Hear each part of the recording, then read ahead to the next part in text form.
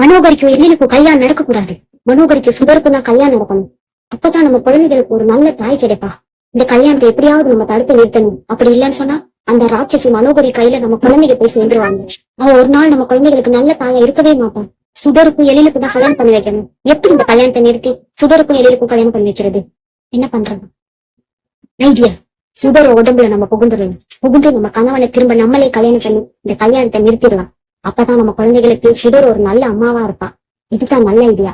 இப்பவே நம்ம சுடர் உடம்புக்குள்ள போயிடலாம்.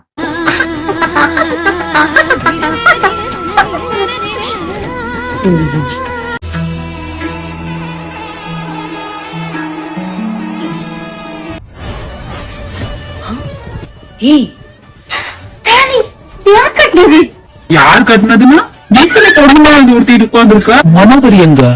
மனோகரி இடத்துல நீ உட்கார்ந்துருக்க. என்ன சொல்றீங்க?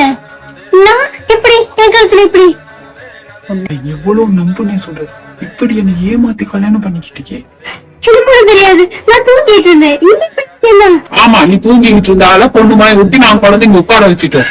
நடிச்சு என்னைய கட்டிக்கிட்டதும் இல்லாம இந்த மாதிரி பேசுறியா நீ? என்ன சொல்றீங்க? நான் என்ன பண்ணல? எனக்கு எங்க என்ன நடக்குதுன்னு புரியல. பொய் சொல்லாத. எல்லாம் பண்ணிட்டு சும்மா பொய் சொல்லாத. இப்ப நீ